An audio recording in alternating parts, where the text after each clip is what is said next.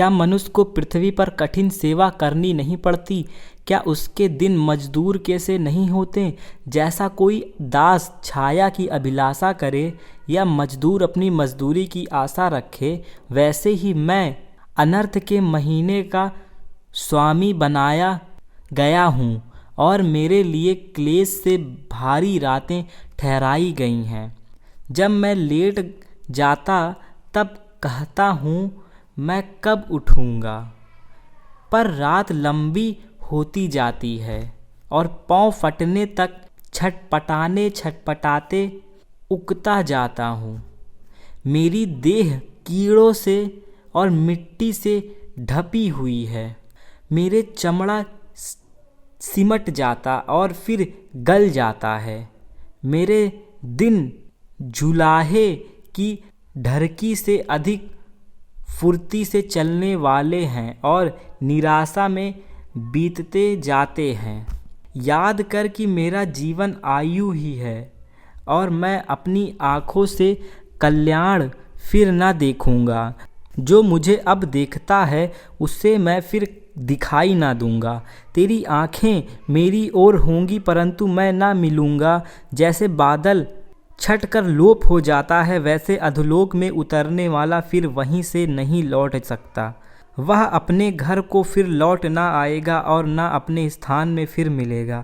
इसलिए मैं अपना मुंह बंद ना रखूँगा, अपने मन का खेद खोल कर कहूँगा और अपने जीव की कुड़कुड़ाहट के कारण कुड़कुड़ाता रहूँगा। क्या मैं समुद्र हूँ या मगरमच्छ हूँ कि तू मुझ पर पहरा बैठाता है? जब जब मैं सोचता हूँ कि मुझे खाट पर शांति मिलेगी और बिछौने पर मेरा खेद कुछ हल्का होगा, तब तब तू मुझे स्वप्न में घबरा देता है और दर्शन से भयभीत कर देता है। यहाँ तक कि मेरा प्राण फांसी को और जीवन से मृत्यु को अधिक चाहता है। मुझे अपने जीवन से घृणा आती है। मैं सर्वदा जीवित रहना नहीं चाहता। मेरा जीवन काल सांस सा है, इसलिए मुझे छोड़ दे। मनुष्य क्या है कि तू उसे महत्व दे और अपना मन उस पर लगाए और प्रति भोर को उसकी सुधि ले और प्रति क्षण उसे जांचता रहे। तू कब तक मेरी ओर आंखें लगाए रहेगा और इतनी देर के लिए भी मुझे नहीं छोड़ेगा कि मैं अपना थूक निगल लूँ? हे मनुष्य पर नज़र रखने वाले, मैंने पाप तो किया होगा, पर मैंने तेरा क्या बिगाड़ा है? तूने क्यों मुझको अपना निशान बना लिया है? यहाँ तक कि मैंने अपने ऊपर आप ही बोझ बना हूँ। तू क्यों मेरा अपराध क्षमा नहीं करता और मेरा अधर्म क्यों दूर नहीं करता?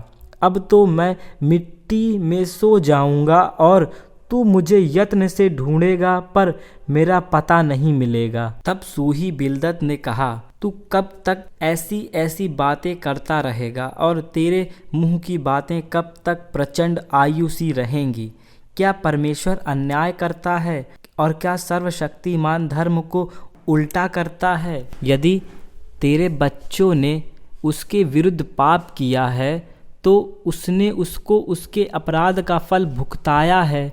तो भी यदि तू अपने परमेश्वर को यत्न से ढूंढता और सर्वशक्तिमान से गिड़गिड़ा कर विनती करता और यदि तू निर्मल और धर्मी रहता तो निश्चय वह तेरे लिए जागता और तेरी धार्मिकता का निवास फिर ज्यों का त्यों कर देता। चाहे तेरा भाग पहले छोटा ही रहा हो, परंतु अंत में तेरी बहुत बढ़ती रहोगी। पिछली पीढ़ी के लोग से तो पूछ और जो कुछ उनके पुरखाओं ने जांच पड़ताल की है उस पर ध्यान दे, क्योंकि हम तो कल ही के हैं और कुछ नहीं जानते और पृथ्वी पर हमारे दिन छाया के समान बीतते जाते हैं। क्या वे लोग तुझसे शिक्षा की बातें ना कहेंगे? क्या वे अपने मन से बात ना निकालेंगे? क्या कछार की घास पानी बिना बढ़ सकती है? क्या सरकंडा जल बिना बढ़ता है? चाहे वह हरी हो और काटी भी ना गई हो तो भी वह और सब भांति की घास से पहले ही सूख जाती है। परमेश्वर के सब बिसराने वाले की गति ऐसी ही होती है और भक्तिहीन की आशा टूट जाती है। उसकी आशा का फल मूल कट जाता है और जिसका वह भरोसा करता है वह मकड़ी का सा जाला ठहरता है। चाहे वह अपने घर पर भरोसा रखे परंतु वह ना ठहरेगा।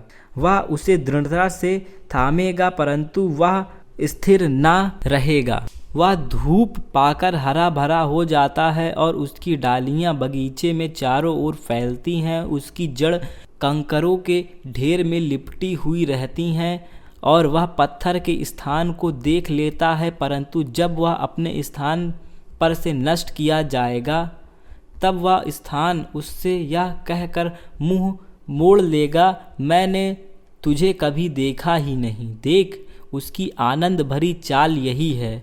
फिर उसी मिट्टी में से दूसरे उगेंगे। देख, परमेश्वर ना तो खरे मनुष्य को निकम्मा जानकर तोड़ देता है और ना बुराई करने वालों को संभालता है। वह तो मुझे हंसमुख करेगा और तुझसे जय जयकार कराएगा। तेरी बैरी लज्जा का वस्त्र पहनेंगे और दुष्ट का डेरा कहीं रहने ना पाएगा। तब आयूब ने कहा, मैं निश्चय जानता हूँ कि बात ऐसी ही है। मनुष्य परमेश्वर की दृष्टि में कैसा धर्मी ठहरता है। चाहे वह उससे मुकदमा लड़ना भी चाहे तो भी मनुष्य 1000 बातों में से एक का भी उत्तर ना दे सकेगा। वह बुद्धिमान और अति सामर्थी है। उसके विरोध में हट करके कौन कभी प्रबल हुआ है। वह तो पर्वतों को अचानक हटा देता है और उन्हें पता भी नहीं लगता। वह क्रोध में आकर उन्हें उलट फुलट कर देता है। वह पृथ्वी को हिलाकर उसके स्थान से अलग करता और उसके खंभे कांपने लगते हैं। उसकी आज्ञा बिना सूर्य उदय होता ही नहीं और वह तारों पर मुहर लगाता है। वह आकाश मंडल को अकेला ही फैलाता है और समुद्र की ऊंची ऊंची लहरों पर चलता है। वह सप्तार्षि, मृगशिरा और कचपचिया और दक्षिण के नक्षत्रों का बसाने वाला है। वह तो ऐसे बड़े कर्म करता है जिनका थाह नहीं लगता और इतने आश्चर्य कर्म करता है जो गिने नहीं जा सकते। देखो, वह मेरे सामने से होकर तो चलता परंतु मुझे दिखाई नहीं पड़ता और आगे को बढ़ा जाता है परंतु मुझे सूझ ही नहीं पड़ता। देखो, जब वह छिनने लगे और उसको कौन रोकेगा और उससे कह सकता है कि तू क्या करता है। परमेश्वर अपना क्रोध ठंडा नहीं करता।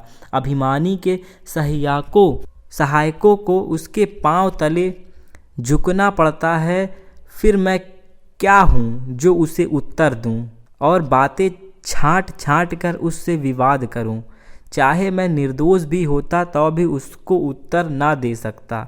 मैं अपने मुद्दई से गिड़गिड़ा कर ही विनती कर सकता हूँ। चाहे मेरे पुकारने से वह उत्तर भी देता तो भी मैं इस बात की प्रतीति ना करता कि वह मेरी बात सुनता है। वह आंधी चलाकर मुझे तोड़ डालता है और बिना कारण मेरे चोट पर चोट लगाता है। वह मुझे श्वास भी लेने नहीं देता और मुझे कड़वाहट से भरता है। जो सामर्थ्य की चर्चा हो तो देखो वह बलवान है। यदि न्याय की चर्चा हो तो कहेगा तुझसे कौन मुकदमा लड़ेगा। चाहे मैं निर्दोष ही क्यों ना हूँ परंतु अपने ही मुंह से दोषी ठहरूंगा। खरा होने पर भी वह मुझे कुटिल ठहराएगा। मैं खरा तो हूँ परंतु अपना भेद नहीं जानता। अपने जीवन से मुझे घृणा आती है। बात तो एक ही है। इससे मैं यह कहता हूँ कि परमेश्वर खरे और दुष्ट जनों का नाश करता है परंतु जब लोग विपत्ति से अचानक मरने लगते हैं तब वह निर्दोष लोगों के जांचे जाने पर हंसता है। देश दुष्टों के हाथ में दिया जाएगा। वह उसके न्यायियों की आंख को बंद कर देता है। इसका करने वाला वही ना हो तो कौन है। मेरे दिन हरकारे से भी अधिक वेग से चले जाते हैं। वे भागे जाते हैं और उनको कल्याण कुछ भी दिखाई नहीं देता। वे तेज से सरकंडों की नावों के समान चले जाते हैं या आहेर पर झपटते हुए उकाब के समान। जो मैं कहूँ मैं विलाप करता हूँ भूल जाऊंगा। मैं उदासी छोड़कर अपना मन प्रफुल्लित कर लूँगा। मैं तो अपने सब दुखों से डरता हूँ। मैं तो जानता हूँ कि तू मुझे निर्दोष ना ठहराएगा। मैं तो दोषी ठहरूंगा। फिर व्यर्थ क्यों परिश्रम करूँ? चाहे मैं हिम से स्नान करूँ और अपने हाथ खार से निर्मल करूँ, तो भी तू मुझे गड्ढे में डाल ही देगा और मेरे वस्त्र भी मुझसे घृणा करेंगे, क्योंकि वह मेरे तुल्य मनुष्य नहीं है कि मैं उसे विवाद कर सकूं और हम दोनों एक दूसरे से मुकदमा लड़ सकें। हम दोनों के बीच कोई बिचवई नहीं है जो हम दोनों पर अपना हाथ रखे। वह अपना सोटा मुझ पर से दूर करे और उसकी भय देने वाली बात मुझे ना घबराए। तब मैं उससे निडर होकर कुछ कह सकूँगा, क्योंकि मैं अपनी दृष्टि में ऐसा नहीं हूँ। मेरे प्राण जीवित रहने से उकताता है। मैं स्वतंत्र पूर्वक कुड़कुड़ाऊँगा और मैं अपने मन की कुड़कुड़ाहट के मारे बातें करूँगा। मैं परमेश्वर से कहूँगा, मुझे दोषी ना ठहरा। मुझे बात बता दे कि तू किस कारण मुझसे मुकदमा लड़ता है। क्या तुझे अंधेरा करना और दुष्टों की युक्ति को सफल करके अपने हाथों के बनाए हुए को निकम्मा जानना भला लगता है? क्या तेरी आँखें देहधारी की सी हैं और क्या तेरा देखना मनुष्य का सा है? क्या तेरे दिन मनुष्य के दिन के समान हैं या तेरे वर्ष मनुष्य के समयों के तुल्य हैं? कि तू मेरा अधर्म ढूंढता और मेरे पाप पूछता है। तुझे तो मालूम ही है कि मैं दुष्ट नहीं हूँ और तेरे हाथ से कोई छुड़ाने वाला नहीं। तूने अपने हाथों से मुझे ठीक रचा है और जोड़ कर बनाया है, तो भी मुझे नष्ट किए डालता है। स्मरण कर कि तूने मुझे कौन सी गूंदी हुई मिट्टी के समान बनाया। क्या तू मुझे फिर धूल में मिलाएगा? क्या तूने मुझे दूध के समान उड़ेल कर और दही के समान जमा कर नहीं बनाया? फिर तूने मुझ पर चमड़ा और मांस चढ़ाया और हड्डी और नसें गूंद कर मुझे बनाया है। तूने मुझे जीवन दिया और मुझ पर करुणा की और तेरी चौकसी से मेरे प्राण की रक्षा हुई है। तो भी तूने ऐसी बातों को अपने मन में छिपा रखा। मैं जान गया कि तूने ऐसा ही करने की ठान लिया है। यदि मैं पाप करूं तो तू उसका लेखा लेगा और अधर्म करने पर मुझे निर्दोष ना ठहराएगा। यदि मैं दुष्टता करूं तो मुझ पर हाय।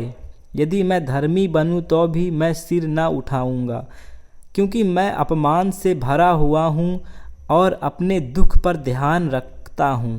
और चाहे सिर उठाऊं तो भी तू सिंह के समान मेरा आहेर करता है और फिर मेरे विरुद्ध आश्चर्य कर्म करता है।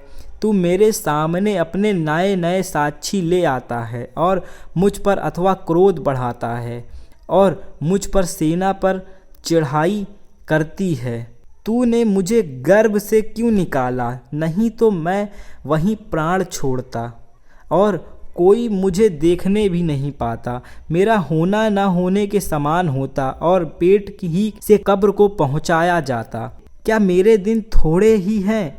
मुझे छोड़ दे और मेरे ओर से मुंह फेर ले कि मेरा मन थोड़ा शांत हो जाए, इससे पहले कि मैं वहां जाऊं जहां से फिर ना लौटूंगा, अर्थात अंधियारे और घोर अंधकार के देश में, जहां अंधकार ही अंधकार है और मृत्यु के अंधकार का देश जिसमें सब कुछ गड़बड़ है और जहां प्रकाश भी ऐसा है जैसे अंधकार। तब नामाती सुपार ने कहा, बहुत सी बातें जो कही गई हैं, क्या उनका उत्तर देना ना चाहिए? क्या बकवादी मनुष्य धर्मी ठहराया जाएगा? क्या तेरे बड़े बोल के कारण लोग चुप रहें? और जब तू ठट्ठा करता है तो क्या कोई तुझे लज्जित ना करे? तू तो यह कहता है, मेरा सिद्धांत शुद्ध है और मैं परमेश्वर की दृष्टि में पवित्र हूँ। भला हो कि परमेश्वर स्वयं बात करे और तेरे विरुद्ध मुंह खोले और तुझ पर बुद्धि की गुप्त बातें प्रकट करे कि उनका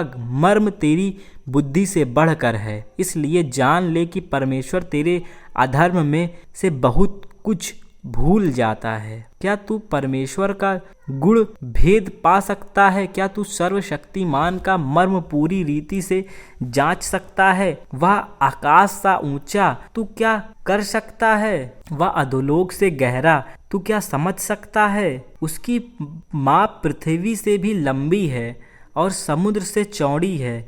यदि परमेश्वर बीच से गुजरे बंदी बना ले और अदालत में बुलाए तो कौन उसको रोक सकता है? क्योंकि वह पाखंडी मनुष्य का भेद जानता है और अनर्थ काम को देखकर क्या वह उस पर ध्यान ना देगा? मनुष्य छूछा और निर्बुद्धि होता है, क्योंकि मनुष्य जन्म ही से जंगली गधे के बच्चे के समान होता है। यदि तू अपना मन शुद्ध करे और ईश्वर की ओर अपने हाथ फैलाए और जो कोई अनर्थ काम तुझसे होता हो उसे दूर करे और अपने डेरों में कोई कुटिलता ना रहने दे, तब तो तू निश्चय अपना मुंह निष्कलंक दिखा सकेगा और तू स्थिर होकर कभी ना डरेगा। तब तू अपना दुख भूल जाएगा, तू उसे उस पानी के समान स्मरण करेगा जो बह गया हो, और तेरा जीवन दोपहर से भी अधिक प्रकाशमान होगा, और चाहे अंधेरा भी हो तो भी वह भोर सा हो जाएगा। तुझे आशा होगी, इस कारण तू निर्भय रहेगा और अपने चारों ओर देख कर तू निर्भय विश्राम कर सकेगा। जब तू लेटेगा तब कोई तुझे डराएगा नहीं और बहुतेरे तुझसे प्रसन्न करने का यत्न करेंगे, परंतु दुष्ट लोग की आंखें धुंधली पड़ जाएगी और उन्हें कोई शरण स्थान ना मिलेगा और उनकी आशा यही होगी कि प्राण निकल जाए। तब अय्यूब ने कहा, निसंदेह मनुष्य तो तुम ही हो। जब तुम मरोगे तब बुद्धि भी जाती रहेगी, परंतु तुम्हारे समान मुझ में भी समझ है। मैं तुम लोगों से कुछ कम नहीं हूँ। कौन ऐसा है जो ऐसी बातें ना जानता हो? मैं परमेश्वर से प्रार्थना करता हूँ और वह मेरी सुनता है, परंतु अब मेरे मित्र मुझ पर हंसते हैं। जो धर्मी और खरा मनुष्य है वह हंसी का कारण हो गया है। दुखी लोग तो सुखियों की समझ में तुच्छ जाने जाते हैं और जिनके पांव फिसलते हैं उनका अपमान अवश्य ही होता है। डाकुओं के डेरे कुशल सेम से रहते हैं और जो परमेश्वर को कोद दिलाते हैं वे बहुत ही निडर रहते हैं, अर्थात उनका ईश्वर मुट्ठी में रहता है। पशुओं से तो पूछ और वे तुझे सिखाएंगे, और आकाश के पक्षियों से और वे तुझे बताएंगे। पृथ्वी पर ध्यान दे, तब उससे तुझे शिक्षा मिलेगी, और समुद्र की मछलियों भी तुझसे वर्णन करेंगी। कौन इन बातों को नहीं जानता कि यहोवा ही ने अपने हाथ से इस संसार को बनाया है। उसके हाथ में एक एक जीवधारी का प्राण है और एक एक देहधारी मनुष्य की आत्मा भी रहती है। जैसे जीभ से भोजन चखा जाता है, क्या वैसे ही कान से वचन नहीं परखे जाते? बूढ़ों में बुद्धि पाई जाती है और लंबी आयु वाले में समझ होती है। परमेश्वर में पूरी बुद्धि और पराक्रम पाए जाते हैं। युक्ति और समझ उसी में है। देखो, जिसको वह ढा दे वह फिर बनाया नहीं जाता, जिस मनुष्य को वह बंद करे वह फिर खोला नहीं जाता। देखो, जब वह वर्षा को रोक रखता है तो जल सूख जाता है, फिर जब वह जल छोड़ देता है तब पृथ्वी उलट जाती है। उससे सामर्थ्य और खरी बुद्धि पाई जाती है। धोखा देने वाला और धोखा खाने वाला दोनों उसी के हैं। वह मंत्रियों को लूटकर बंधुआई में ले जाता है और न्यायियों को मूर्ख बना देता है। वह राजाओं का अधिकार तोड़ देता है और उनकी कमर को बंधन से जकड़ता है। वह याजकों को लूटकर बंधुआई में ले जाता और सामर्थियों को उलट देता है। वह विश्वास योग्य पुरुषों से बोलने की शक्ति और मनुष्यों से विवेक की शक्ति हर लेता है। वह हकीमों को अपमान से लादता और बलवानों के हाथ ढीले कर देता है। वह अंधियारे की गहरी बातें प्रकट करता है और मृत्यु की छाया को भी प्रकाश में ले आता है। वह जातियों को बढ़ाता और उनको नष्ट करता है। वह उनको फैलाता और बंधियाई में ले जाता है। वह पृथ्वी के मुख्य लोगों की बुद्धि उड़ा देता और उनको निर्जन स्थानों में जहाँ रास्ता नहीं है भटकाता है। वे बिना उजियाले के अंधेरे में टटोलते फिरते हैं और वह उन्हें ऐसा बना देता है कि वे मतवाले के समान डगमगाते हुए चलते हैं।